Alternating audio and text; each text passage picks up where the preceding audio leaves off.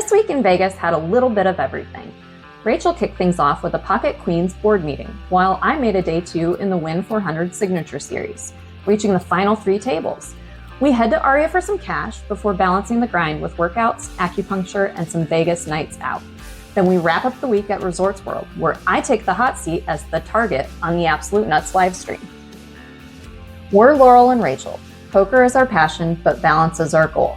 At Purposeful Poker, we're sharing the grind, the growth, and the intentional choices that help us thrive at the tables and in life. Hey, aren't you like a celebrity or something? Yes, I am the president. Did you know that? The president? Yes. Wow. I am the president of Pocket Queens. Yay. So we should probably talk about it. Yeah.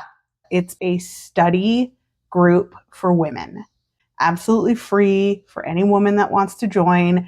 And it's basically like your all-woman tribe in poker. We have a pretty active Discord server. As you can see, all of the channels here. This one in particular is our sweat channel, which I love because if you've ever been at a final table, but you don't have anyone to share it with, there's tons of people online cheering you on. It's really cool. Very, very supportive group and playing levels all over the place. A really special channel is this important links and codes where you can get the secret link. Oh, a secret. I love secrets. It's very secret. You can only get it in our Discord channel of the YouTube channel. And it has all of our past lessons. That is awesome. So this week we had our board meeting. Look at my board. Aren't they cute? Aww. And just some women, all volunteer, that are helping grow the game for women in poker and just kind of help this group in particular thrive. And we're working hard. So yeah. Amazing. Love it. So I did absolutely nothing yesterday. I didn't even leave my house. Well, I guess not nothing. I studied a lot. And I've learned that I am kind of a nit, at least from early position. I was going over a lot of my hands from all the colossal failures over the last week or so. And I realized that all of my hand histories were from like late position or the blinds. So I started doing a lot of spot study, like under the gun +1. And I realized that a lot of times I see what I think are these bozos getting to showdown with these hands that they're opening from, really early position. And I think it's just so wrong. And it's actually not that bad. Their post-flop play is not the best, but pre-flop, it's perfectly fine what they're opening. I need to be raising and be willing to like raise fold or raise call quite a bit more. So we're gonna implement that today because we don't wanna be stagnant. Anytime that I think of, not growing, not evolving, not changing, whether as a person or a poker player, I just think of like putrid, foul smelling mosquito water. And that's not what I wanna be. So we are going to be uncomfortable today and lean into that. It's a $400. It is 30-minute levels, 40K starting stack though. And I am in level 1. So we are right on time. As long as I stop chatting with you guys. Dogs of the vlog. Look at this guy. it's adorable. That was a good sign. Yeah. This hand was disgusting. I could not believe it. I was sitting over there just like praying for somebody to make a mistake because we just wanted to get a bag. I don't know if you know this, but I hadn't been running super great at this point. I've heard that. Yeah. So even though it was dust and crumbs, I wanted to put my crumbs into a bag. So this blind versus blind. Look at this board. So nasty. So he still had heart outs, but that set of jacks essentially sealed it. And they just had absolute piles, but that burst the bubble. So yay for me. I was very excited. Good for you. I think I was the only one though. It appears so. Nobody cares. Nobody cares. But I was thrilled. Look at your bag. My baby bag. Oh, look at that. Yeah. I'm so proud of you. But it grew into this lovely chip corn. Until another blind versus blind situation where, GG's. All right. Well, good job. Good job in cashing. Thank you. And then we went right from the cage getting our money to go make more money on slots. Or lose it all that hard work in just 10 minutes on slots. But you are the slot savant, so I don't know how you do it. I think I profited more that day on fishies than I did in 2 days of the tournament. That's terrible. I finally had an amazing cash session where I made $900 in 4 hours. And I essentially won that the first hour and then was like up an extra 300 from that. And then back down because they started just calling me off because once I got a stack, I was just being the bully. And then they started like doing weird shit. And I was like, okay, it's time to go. So those last 3 hours, I could have just left. This session came down to 2 hands. Oh. And they were really in the first hour. Okay.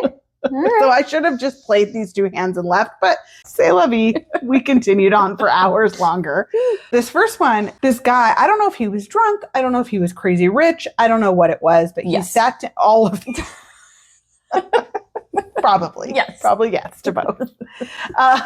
So he sits down at our table and is just spewing money. Absolute spewing. Yummy. And I have ace king suited. Woohoo! After he opens for $25 at a 1-3 game. Ooh. He gets 2 callers. I raise it to 100. This guy begrudgingly folds. And of course the whale just shoves and I snap and it's a lovely hold against ace queen suited. This sets up a story about the small blind being very mad that he folded jacks to me, which would have won the hand. And he immediately looks at me and says, "You're a tournament player, aren't you?" Oh. I was like, yes, I am. And did he's I play ace king to your tournament approval? Wow. So he's already not happy. We want to see all 5. So this next hand is specifically deals with him as the villain. With that metagame in mind. Okay, yes. Gotcha. We see an open to 10, which is standard. Ugh. I bump it with my pocket jacks to 50. Pump He now cold calls the 50. Okay. And both the other guys call as well. Okay. The flop is 6-4-4. Well, I have the nuts. Yes, that is your hand.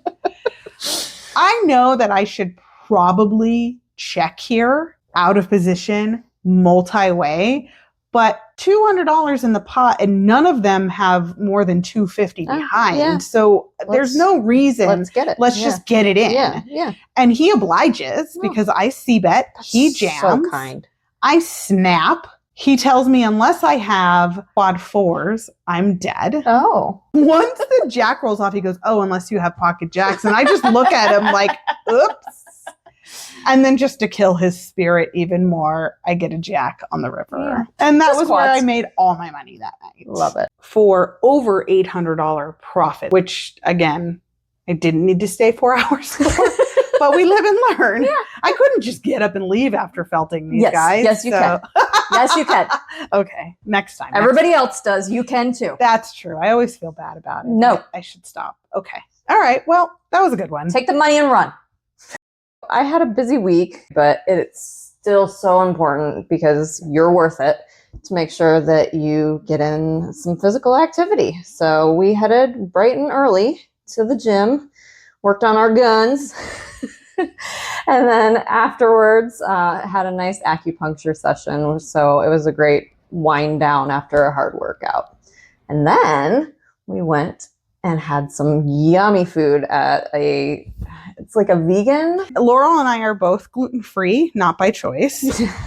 Definitely not by choice. I love bread. So this pasta was gorgeous. Decadent. So good. Yes. Gluten-free pasta.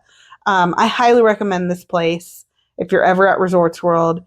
Even if you're not vegan, it does not matter. Eat there. The food is delicious. Yes, absolutely. So this is my buddy Hugo. What's up, guys? Poker hugs, 2 Gs.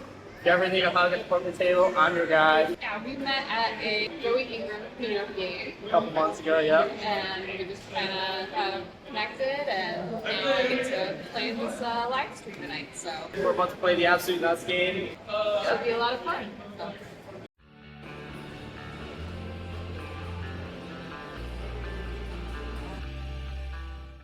If you aren't familiar with the 7 Deuce game, it's an extra bounty incentive if you win the hand with the worst hand in poker, 7 Deuce, then a predetermined amount is paid by each player to the individual that wins the hand with 7 Deuce. So there's some extra incentive to play this piece of garbage hand. It's a terrible, terrible side game. It helps, loosen up the action and, just... So you were getting real loose right in the beginning. Yep. We just started off right from the rip. We'll just, let's do it. All right, let's hear it. I'm very curious on how this hand's going. So middle position raised it to $20 and there was a call behind. And we're from the small blind. We raise it up, bump it up to 100 buckaroos. As you would do with a good hand. Yeah, a premium hand. How many of them call you? The 2 gentlemen. Two people. Yeah. Oh, great. Multi-way. Yeah, super fun. Out of position with the best hand in poker. And the flop is ace, queen, tray, rainbow. It checks through. I had nefarious plans. If somebody decided to bet there, we were just going to rippity-dippity, but that didn't happen. And so we take our shot on the turn, bet about 2/3 pot, $250. And the first gentleman folds wisely because obviously I have like a set of aces or something. And the other guy thinks for a minute and makes the call. And then the river pairs the queen. And I just kind of give up at this point because I'm not even going to make enough money from the other players if we win. So we started out in the hole. It was fun. Rip-roaring success right from the beginning. Yes, it was great. Meanwhile, I'm stuck at the 1-3 playing nice guys, but this guy was so drunk and he made me get into a limped pot, which never is good. And the board, we just check it down on a board that's like ace 6, king 6, queen. Clearly, neither of us have any piece of this board. We're both in for $3. He bets 5. I'm calling out of spite. Yeah. And meanwhile, the house wins, because you all are bloating the pot. And he's just like, you called me with that? I was like, sir, we're chopping. We've always been Look, we got our $3 back. Yeah. He was nice, though. I really liked playing with that guy. I wish all people could play like him. It's nice when they're good for the game. Drunk and nice. Yes. So then I take a break from my absolute riveting game to go check on Laurel. We're doing a bunch of tomfoolery. Yeah, this was good timing on my part because I got right in. The flip nonsense. I ran back out, grabbed $50 off my stack, came back into the room, and we split. Basically, everybody puts in $100. There's $900 in the pot, and you get 2 cards, and there's no betting, there's no nothing. You just run the board out, and whoever wins the $900. The turn is kept face down until everybody goes around and reveals their cards. So it's just an extra fun little sweat there. So the board, I think it was ace, deuce, tray, 5. Yes, because Laurel's favorite hand, it's the absolute best hand in poker. 6-4 of clubs would have been the nuts. Yes. So when this turns over the 6 of clubs, I lost my mind. And I was 1,000% convinced. I was too. I really thought that 4 of clubs was under there and we were about to win $900. Yes, that would have been amazing. That didn't happen. It did not. But I just kept thinking, if this turns into a 4 of clubs, like she truly is the magic woman. Yes. Well, I mean, I still am, but just that's true. Not that night. Not that night. Not that night. Yeah. So this was really, such a really sweat here. believed. This was really such believed. a sweat. Because I was the last one, too, to flip over. Yeah. But it was fun, regardless. It was super fun.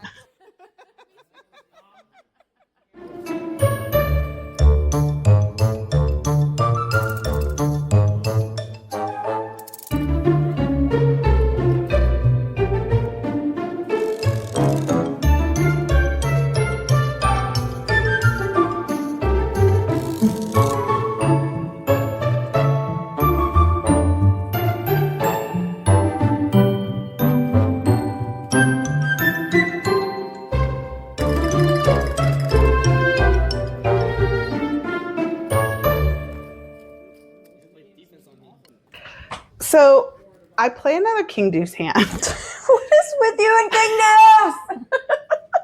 Listen, this one I thought was perfect because I was on the button. Oh, And it's my button. I will say that this is an infamous King Deuce hand Oh, because, as opposed to all the other well, King Deuce. no, in Pocket Queens, we did a lesson where they basically used all of my hand histories, all of my punts, and taught our members what not to do. Oh. And this was the first hand she chose. Oh. We're going to start with what I think is the most teachable hand. Great. I can't wait. Let's dive in. Let's go. Several limps. Folding to me, I squeeze because it's a great hand. I hate this. Or I hate this oh so very much. And I get a lot of color. So King Deuce suited has two properties that we really, really hate when we're squeezing, right? So we have to think, what sorts of hands are my opponents going to limp call with? Are they limp calling with everything that they limp in the first place, or do they have some? Generally speaking, they're going to have some folds, and they're going to limp call with hands that dominate you in two ways. And this is going to play out perfectly in that regard, where they're going to have better high card hands, and then they'll have either more connected or higher like flush card hands. Everybody call. Everyone calls. But look at this flop. Yeah. I mean, Box. come on. I saw this flop and I was like, yeah, we're great. This is why we play this hand. Exactly. And now we're on the flop with $100 in the pot. So our effective SPR is 3. Then the big blind donks for pot. Okay. And so I'm already like, okay, great. I know clearly I'm behind, but I have lots of outs. If he's donking, then I have great outs for this board. I'm live. Yeah. Totally live. Yeah. But then the next guy calls. So now I'm stuck with a conundrum. Okay. I can't just call this. No. Because he's never going to let me see the river. No. So I realize your whole equity. Yeah, I'm going to shove my stack. I have them both covered. Maybe in a perfect world, one of them will fold. Okay. Do they ever do what we want them to do? Never. Okay. All right. Never. Just wondering if things had changed. They absolutely both ship it. And now we have someone donking for pot, getting cold called, and now Rachel is on the button with the worst possible top pair and a non-nut draw. In my defense, I was feeling very spicy then. I was wondering what your table image was up to that point. Long story short, she's going to get called by top 2 pair and then the nut flush draw. So she's functionally dead. So we don't ever want to squeeze hands like King Deuce suited, even if we're in position, because then we go to the flop with a very low SPR in a single raise pot where we're dominated by everything still in the hand with us. A little while later, I noticed the guy who folded second is just giving me the absolute death stare. Like, I was super uncomfortable with it. Yeah. And so finally I said something, because I'm not going to just let that go on the whole time and like let this guy give me dirty look. So I said, what's your problem? Yeah. And he said, you didn't want a clubs. Let's just say that. And it became this whole thing. He was very visibly angry at me because I forced him to put all of his money in on a draw. Right. Well, that's a very sad way for him to live his life. So in hindsight, I kind of wish that I wish that I had handled it a little bit differently, because as per my usual, I tried to be a little self-deprecating and try to make people laugh. He was not having it. Yeah. And it just kind of extended it a little bit further. And so I don't know. I wish that I could sometimes when I'm in a situation like that and you're the only woman at the table and these guys are clearly, they want to just strangle you, I don't necessarily handle it the best way. And I wish that I could go back and either just shut up, because I don't regret telling him to stop giving me dirty looks. I don't regret that, but I regret continuing the conversation. I should have just stopped it there. Yeah, just say your piece and then let it lie. And then whatever they do with that is on them. And that says way more about them than it does about you and how they handle the situation. So yes, absolutely stand up for yourself, say that part, but then let it go. So after a brutal evening, we went from $1,000 to this. How much is that? That's $205. And how much is on the small More than button that. brownie? Thanks for pointing that out. we finally pick up a pocket pair and we shippity dippity, give me the chippities. I only get one caller and we do run it twice. And I actually hit my set on the first board. So should have just ran it once. But I end up scooping anyways. But, you know, we were not running well that day. So twice, yes, let's run it twice. But it felt nice to bring in some chips my way. It was very refreshing. Good job. Yeah, thanks. So how was your time on the Absolute Net? I had a really, really great time. I wish that I would have ran better just to be able to play more and, you know, be able to interact more with the other players in the game, because I spent the majority of my time folding, unfortunately, and just boards weren't cooperating. It's hard because on a stream like this, like, you need to be active. Yeah, I want to be You need to be exciting in order for them to have you back. And when the cards do not cooperate. Yeah. I had pocket tens once, everybody folded, and the rest of the time was just like, where I'm like, I'll play this suited king or whatever, and they're raising to like $1 bajillion, and I was like, nope, just kidding, never mind. So yeah, so I'll just stay in the corner over here. Thanks for having me. I was sad about that because I did want to be more involved and provide that action and that entertainment for the stream. But other than have her back, please, guys at Absolute Nuts. I had so much fun. Back. I really, really did. And it should be noted that none of this was my money because I was the target that week. And so everybody chipped in to give me my stack, and any profit that I might have had that evening would have been, I would have taken half, and the other half would have been split amongst the investors. Can you tell the people goodbye? Thank you so much. I love you. Okay. Okay, bye.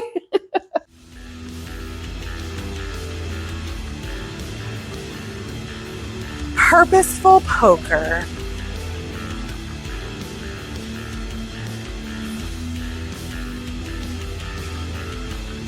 I'm bluff day!